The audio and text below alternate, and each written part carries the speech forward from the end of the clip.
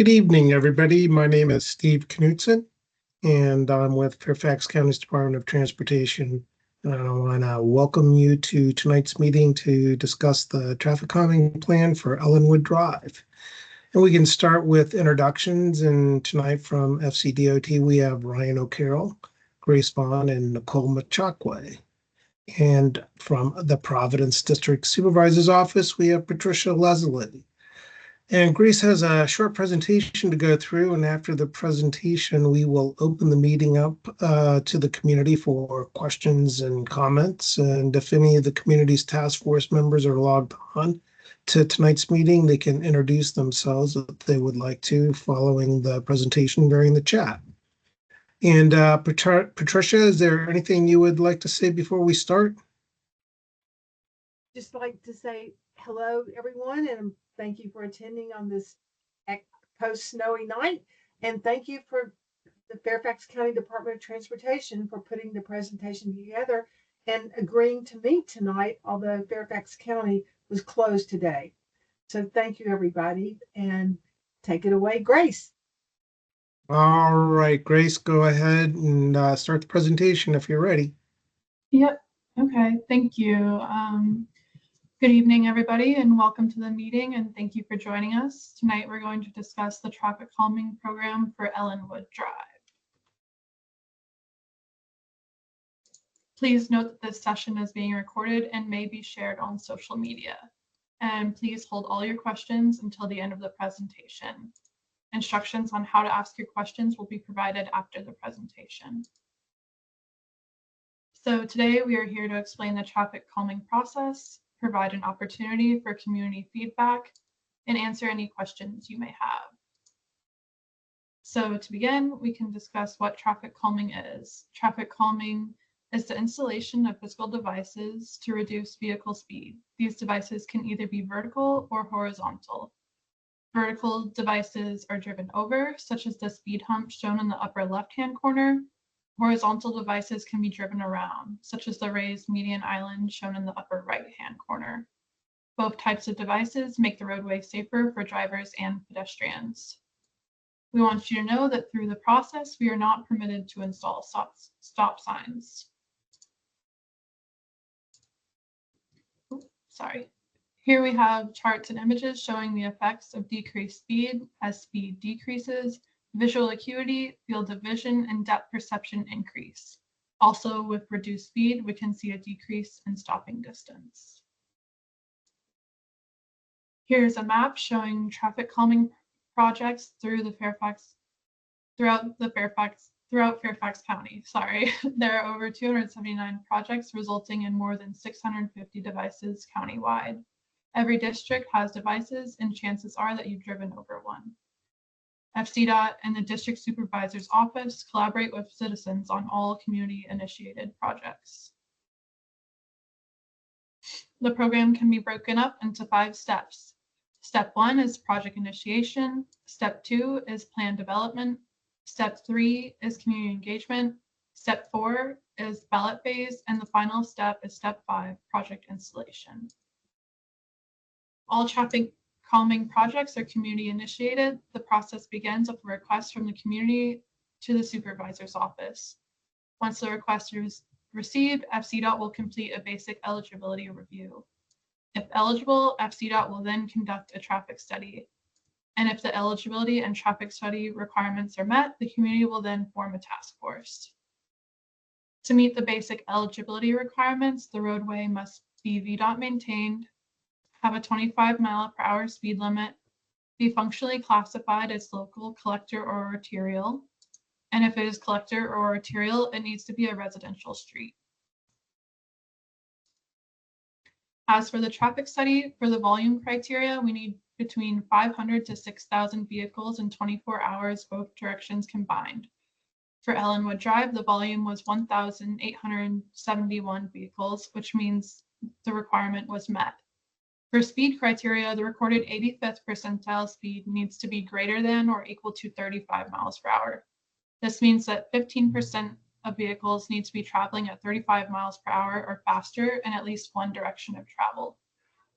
The 85th percentile speed in the northbound lane was 36 miles per hour, and in the southbound lane was 33 miles per hour, which means the Ellenwood Drive met the speed criteria in the northbound lane.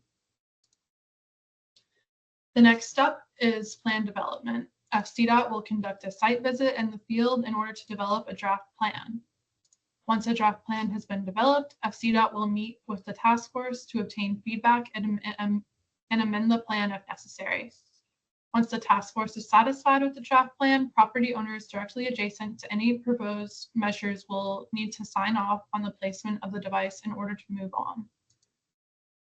There are device placement requirements for vertical devices. Devices must be a minimum of 300 feet between measures and from existing stop conditions, a minimum of 100 feet from intersections, and a minimum 150 for continuous sight distance, and it has to fit on the existing roadway. So we have to take into account any driveways, manholes, utilities, and the grade of the road.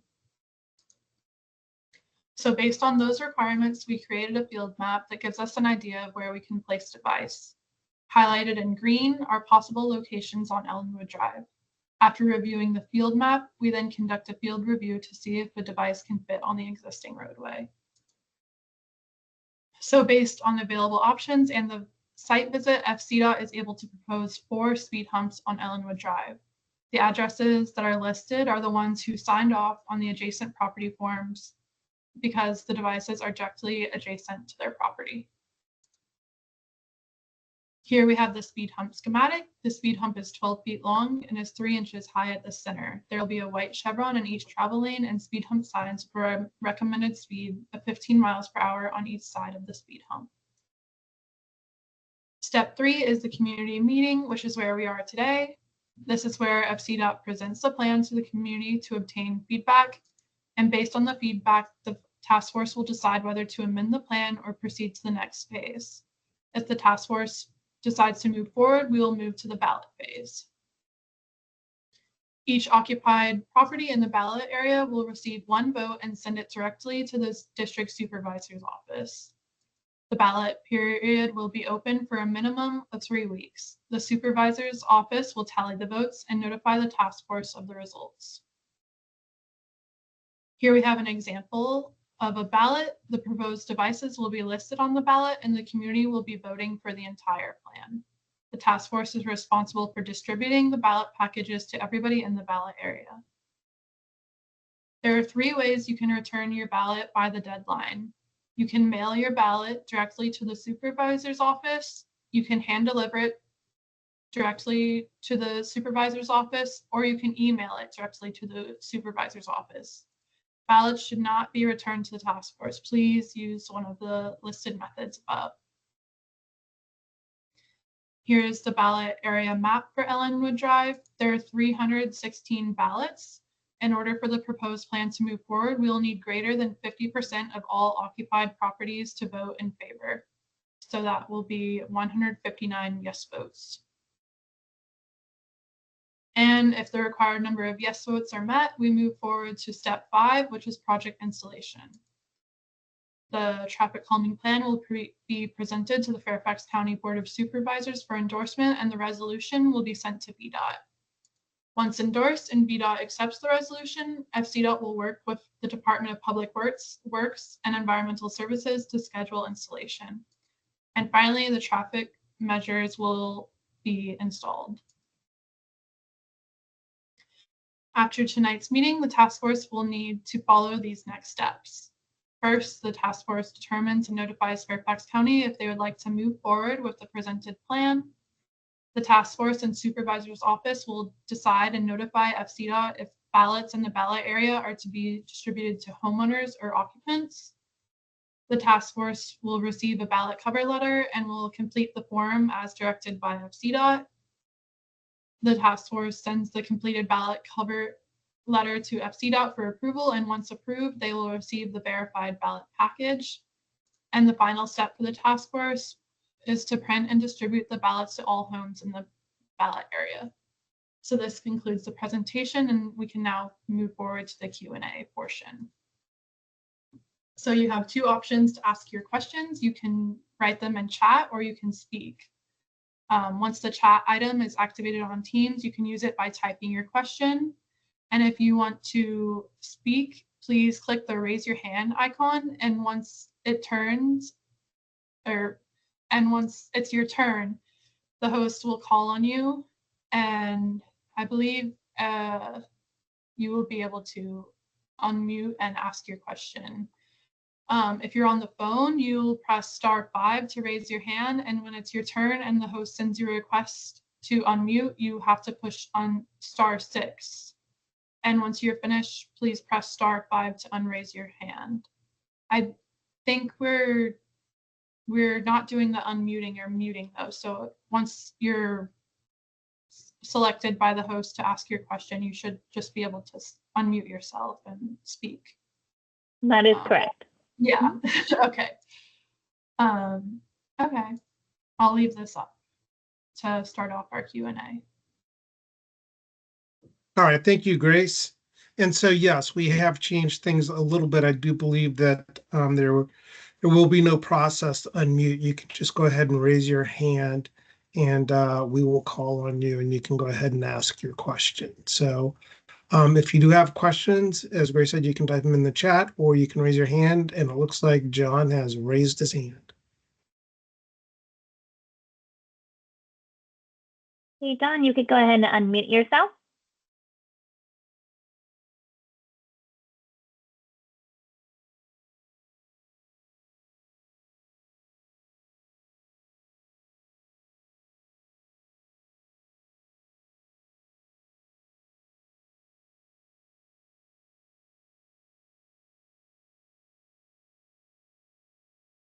Okay, so John says he's unable to unmute himself. So what we'll try to do is I'm going to see if I can do anything in the settings real quick. While I'm working on that, Zoe, you have your hand raised as well. Are you unable to unmute, if you don't mind? Yes, I just clicked Okay. on the unmute button and was able to. I think John is probably in the same situation. I don't know if you want to take his answer or can I go to my answer? We can go ahead and cover yours for now, and it looks like he typed something in the chat, so we'll go ahead and answer your question, and then we'll move on to John's. Perfect, thank you. I live on Covington, which is the road right after Ellenwood, and I saw your sign the day before yesterday, and that's what made me call you guys today to listen into your conference. Could we get speed bumps also on Covington Street? I don't know if you have a map of Covington, but there's a middle road that is part of public road, and then they've got the side road for the townhouses. So I was wondering, while you guys are doing Ellenwood at the same time, if Covington can be done, or if there's a process. It sounds like there's a process from what I just heard at the beginning of your conference. So yes, there is a process that you have to go through. It does look like Covington was requested when we started this process, but unfortunately it didn't pass the traffic study. So we could possibly look at it one more time. We would just need another request to initiate that re-study. Yeah, it's not a true street like Ellenwood. As you mentioned, you've done a survey of 1,800 something traffic passing by. Ours is a cul-de-sac at the end. However, we do get a lot of the apartment residents that come and park on our street, and they've got the speed cards with really loud engine noise. So they love driving on Covington, especially early in the morning and late at night. Just, I don't know, to enjoy the speed of their car, the loud engine, whatever, and they come and they go around the cul-de-sac and then they leave Covington back. Okay, So you know, like I said, sorry, we did. Covington was included in the original request with Ellenwood Drive. We did put out counters and look at it. It looks like it just missed the speed criteria. So we could look at it one more time. All we need is that request to go into the supervisor's office, and we can move forward with a recount on that. Zoe, does that sound okay? Perfect. Thank you so much. Okay. Taking my question. You're welcome. And John, I think you're unmuted now. If you'd like to go ahead and ask your question. Okay, can you hear me? Yeah. Yes, we can. Okay, a couple questions on the speed study. When was the traffic speed study conducted? Number one. Number two, do we have access to the study results? And since I don't have currently access to the study results, what were the criteria used to determine which vehicles were traveling at excessive speed? Okay, good. So we did it in May of 2024. I think you asked when it was done. Okay, yeah. So we have what are referred to as stealth pads. So they're basically traffic counters that you put in the road, and they collect data of the traffic that passes over them. So we set them out for a 24-hour period. We generally collect the data in the middle of the week. So we'll put them out on Tuesday, collect the traffic data on a Wednesday, pick them up on Thursday, download the data. And if it qualifies, then, we move forward with the process. So what it does is it counts the volume of traffic in both directions and then compiles the speeds of the traffic and gives us, like the 85th percentile speed and things of that nature. Okay, so basically then on the basis of your what the slide is shown here, it was approximately 69 vehicles out of 1,871 that were traveling at excessive speed, correct? We'd have to do the math real quick, but yeah, it is going to be, 15% of, the 1,800 probably divided by, 2 first. So 15% of 900 is going to be, about 150 or so. Huh. Okay. What do the northbound 36 and southbound 33 represent then? And that is, 10 miles over the posted speed limit, actually 11 miles over the posted speed limit. So the Okay, those, posted speed limit on Ellenwood is 25. We're looking at an Right. 85th percentile speed of 36. So it does show that there is a concern there for, oh, okay, 1,800 got trips. it. Okay. That was not the number of vehicles. That was actually the 85th percentile of the speed. Okay. Good enough. Okay. And you say approximately 15% of the total then were seen as exceeding at the 85th percentile or above, correct? Correct. So the 85th percentile speed means that about 15% were traveling 36 miles an hour or greater in that northbound direction. Okay. Okay. Yes. All right. Do you have any other questions, John? Not at this time. Thanks for answering them. All right. Thank you. Okay, and then we do have a phone number that has a hand raised. It's ending in 9567. Do you want to go ahead and unmute yourself?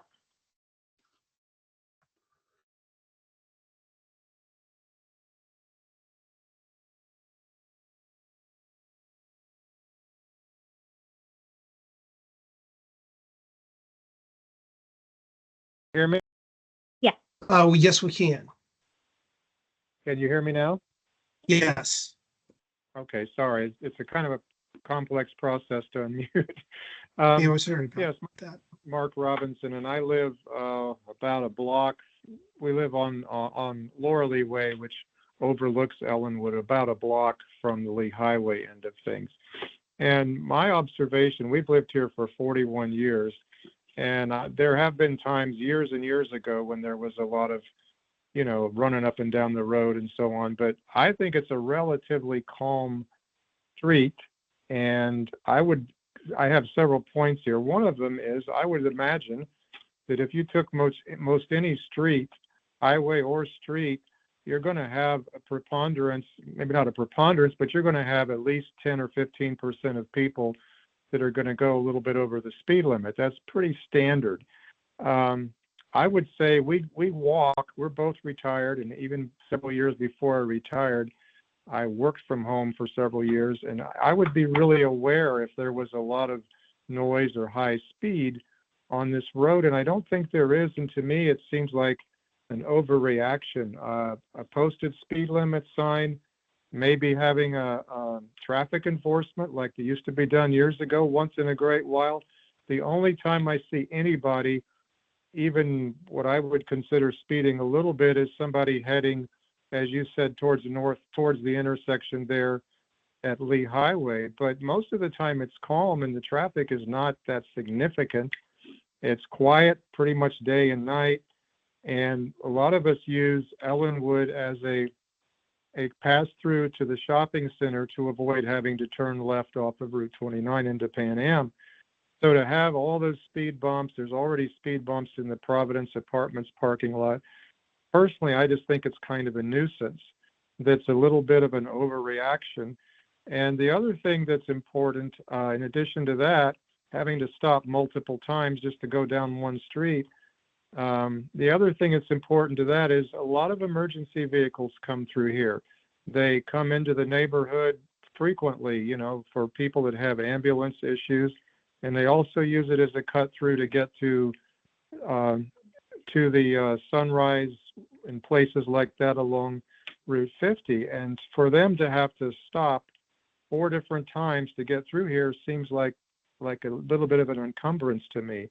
And I've lived here, like I say, 41 years. I can remember there were a few years where, you know, you had some crazy teenagers or whatever that used to run through here late at night, but I don't see anything like that. And it's really relatively quiet. So that's my opinion. Well, all right, John, or I'm sorry. We do appreciate your comments. And I do want to say that, the devices aren't going to make people stop. So they're going to make people slow down. I do believe Well, that, to go over, that you can traverse the devices at about 15 miles an hour. So we're not asking people to come to a complete stop, just to slow down a little bit. And may I finish my point, sir? I have never seen a speed on any road that you could navigate at even 15 miles an hour without, kind of rattling your suspension. You have to slow down pretty substantially to probably 5 to 10 miles an hour each time you slow down. That's just a fact. There's roads up in Fairfax City that are like that, and it does impede the traffic substantially. Okay. And the emergency vehicle, that's a big deal, seriously. Okay. So like I said, we've been doing this for, quite a few years. And when we do install the devices, we review the installation, and we are able to traverse the device at 15 miles an hour, which is the design standard for the device. And we've been installing these. May I finish, sir? So we've been installing these for, quite a few years with the people that have been doing the work. We do review them. We do make sure that they are traversable at the speed that we recommend. As far as fire and rescue is concerned, we let them know that we're going through this process when a road qualifies, when the devices are being installed. If they do have concerns about, it being a route that they use frequently, though, they will let us know. We do find that we're probably seeing about a 3 to 10 second delay in emergency responses, depending on device type and vehicle type. Okay. Thank you for your answer. May I just mention one other thing? Yes, go right ahead. By reducing the speed to 15 miles an hour, you are essentially telling me that I can no longer travel at 25 miles an hour, which is what the law allows. And I think most people, I'm sure anywhere you go, you're going to have rogue people, but it seems to me personally, and I'm almost 70 years old, so I'm not some, hot rodder or something. But the idea, it just seems like overkill, that we have to go from a 25 mile an hour speed limit because a small percentage of people exceed the speed limit at a certain time of day. I can hear anybody going by at a high speed or excessive speed. We almost never have any, I'm not saying never, but very, very, very rarely do you ever hear anybody going at any kind of an excessive speed. And even at, say, 30 miles an hour, if a policeman was sitting there, he's not going to give someone a ticket at 30. And you say, 33 and 36 on the north side, well, the 36 might be a bit much, but to do all of this for like an average of 25 to 30 miles an hour or 32 miles an hour just seems like overkill to me. And I don't understand, why do we now have to go 15 miles an hour effectively because of a handful of people? Why can't there be some speed limit signs or some traffic enforcement that would weed out the problem? Or like, you have some places where it's a 25 mile an hour speed limit and there's a sign that says $200 fine for speeding in this zone. There are simple solutions to things without something like speed humps. That's all. Thank you. All right, thank you. Okay, and Don, you have your hand raised. If you want to go ahead and unmute. Yeah, thank you. Question about the speed bumps. I've heard different terms for speed bumps. Would these be the smaller bumps or the larger ones, sometimes called speed tables? So these, what are proposed here are the speed humps. They're not the speed table. So I do believe we have something that was recently installed, speed humps on Barclay Drive. So on the top part of Barclay Drive, I do believe there are 2 speed humps, if I'm correct. Yeah. So if you're interested to see what those devices are like, you can drive down that northern part of Barclay Drive. And I think those are fairly new installations and will be pretty close to what's being proposed to be installed on Ellenwood. I'm familiar with the speed humps next to Oakton High School. And so it looks like these are similar. Okay. Do you know where at around Oakton High School? Very similar with the sign speed hump 15 miles an hour, that sort of thing. Okay. Yeah, I mean, they're going to be similar to that, correct? Okay.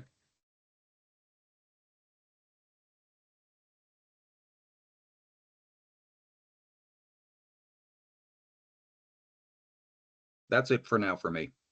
All right. Well, thank you, John. Sure.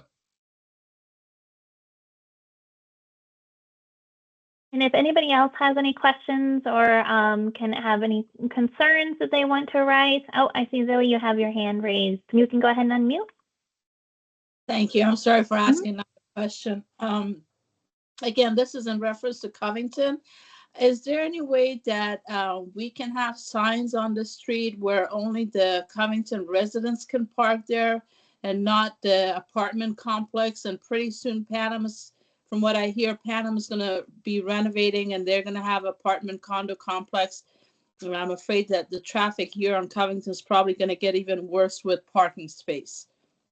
Is there any way that we can have signs saying that Covington Main Street parking is for the Covington residents? So, Patricia, I think you might want to weigh in here on that. I think you would need to reach out to our parking groups or our on-street parking group for a residential parking district. So you would want to contact the Providence District Supervisor's office to start that process. Providence. Okay, thank you. And it needs to be a member of the HOA board, or if not a member of the HOA board, 10 residents who need to sign off. But why don't you email me and I will send you information about it. You can read all about it there. Okay. Okay, if you just address it to Providence at fairfaxcounty.gov, we'll get it and we'll act on it. Providence, fairfaxcounty.gov? Providence at fairfaxcounty.gov. Okay, thank you. Grace, you want to pull up that contact information? And that should be the email address there. Unfortunately, I'm not able to see your screen, your monitor. I don't know why. Oh, okay. To see it. Also, you Okay. can look it up online. If you just type in Google, you can say Providence District, Fairfax County, and it should link you to that, and all the contact information will be on that front page. Okay, thank you so much. Mhm.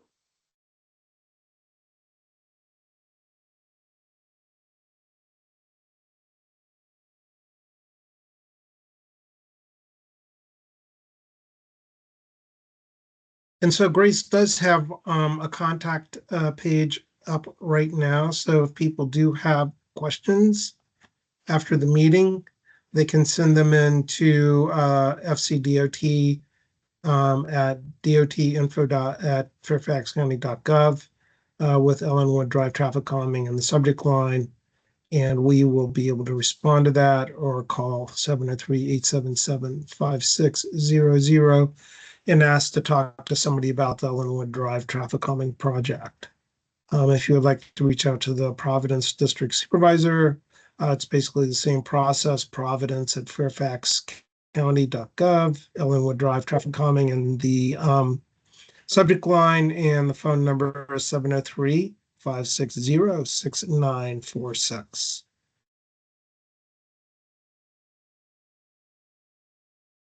And I think we did touch on a little earlier, what are the next steps? So Grace, I don't know if you want to go back to that page. We can just review again really quickly. And so basically it's the task force would probably need to reconvene and decide if they want to move forward with the plan or if they want to modify the plan. If they do want to move forward with the plan as is, they just contact the supervisor's office. We will prepare the ballot information. We will deliver a template for a cover letter. You can modify it and then send it back to the county for review and approval, and then use that cover letter when you mail out the ballot. So in that ballot mailing, we're generally looking at the cover letter, the ballot, a map, and then also the schematic of the speed hump that would be proposed for this Ellenwood Drive traffic calming project. And I would like to reiterate that the task force should not collect the ballots. So after the task force is done distributing them, you're done with your job at that time. And so we'll just wait for the district supervisor's office to receive the ballots. The district supervisor's office will count the ballots and notify the task force and FCDOT of the results. So I just like to note that any ballots that are collected by the task force will not be counted. So please be sure that when you return your ballots, return them directly to the supervisor's office. And Nicole, I think I forgot to mention that the task force and the supervisor's office can determine if the property owner or the occupant would vote in this process. That's something that we would need to know as we move through this ballot process.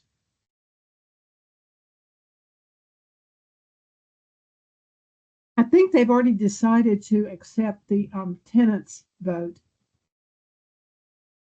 Is Narinda? I'm sure Narinda's on this call, and He is, yes. Yeah, other members of the task force may wish to jump in and introduce themselves. Hi, Leslie, I'm here. Yes. Yes, you're right. We have decided to allow tenants to participate in the ballot process. Okay. And that's very helpful to know right now. Then it would just be a matter of you gathering with your other task force members and deciding if you want to move forward. Okay, So you can do that. You can do that after this meeting and just let Patricia know. Okay, sure. Okay.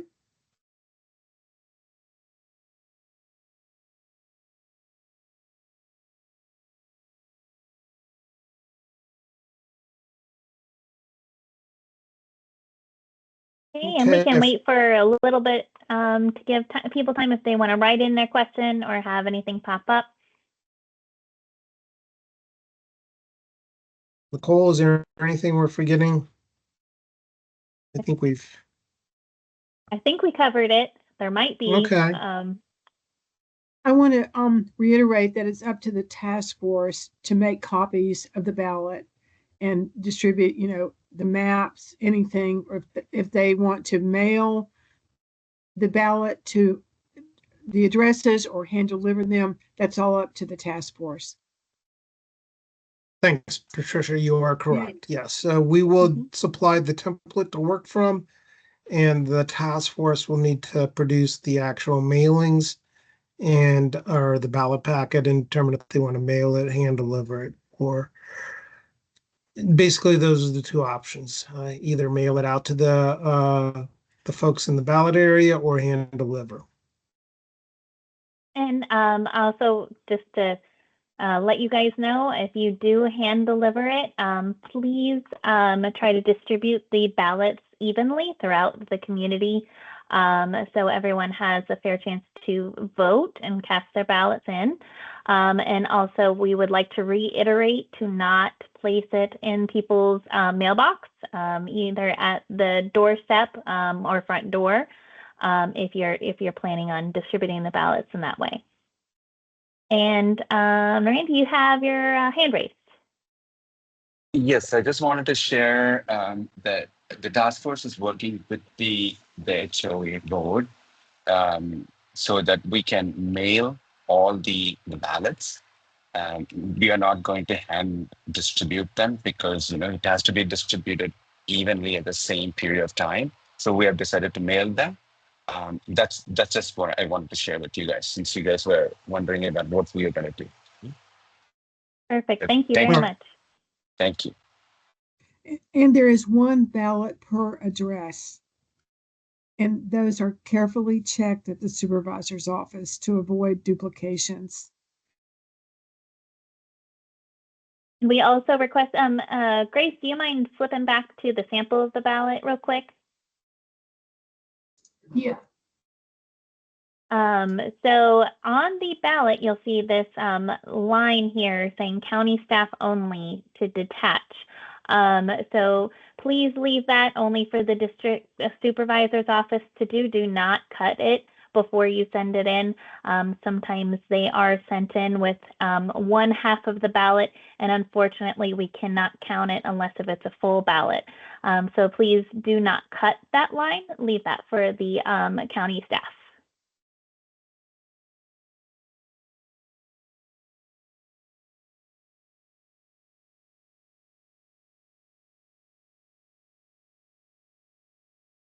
All right. It looks like we don't have any more hands up. I think we've answered most of the things in chat, or everything in the chat. Yep. And we can leave it open for another minute or two. Narendra, you have your hand up again? I'm sorry, I think I clicked it by mistake. I was going to click Okay. something else. I'm sorry. It's fine. All right. All right, everybody. I guess we'll go ahead and close it down for tonight. We do want to thank everybody for attending. We can make the slides available after the meeting, so you can just ask Patricia at the supervisor's office for a copy of the slides if you would like them, and we can get those out to you guys. So we'll go ahead and end the meeting for tonight, and please take care, and thank you again for attending. Good night. Steve, I think we Thank do you. have somebody typing in have one real more. quick. Yeah, I just see some dots, so we'll give them some time. I'm not sure if it's coming in or not, but I didn't want to cut anybody off. But as Steve said, if you guys do have questions, feel free. Okay. Ryan, if you want to go ahead and read the Dustin wrote something up in the chat. Yeah, Dustin wanted to let us know he's 40 minutes late to the meeting. Missed everything, but he's very supportive of the traffic calming in the neighborhood. So thanks for your comment. Awesome. Awesome. Yeah, and as Steve said, we'll have the slides. Also, tonight's meeting is being recorded. Give us about a couple weeks to make this available to everyone outside of this meeting. If you joined in on the meeting, the recording will be made available right away to you guys. But for those that did not join or could not join the meeting, we'll have to go through some processes to make that available to them. And we'll let Patricia know when that's available. All right, thank you, Nicole. And thank you, everybody, for attending. Thank you, Patricia, for hosting and putting this together. And I hope everybody stays safe and dry and warm. Good night. Thanks, Steve, Grace, Good night, Nicole, and Ryan, and Narinda. Thank you, night. Patricia. Thank you. Good night, Bye. everyone. Thank you. Good night. Good night.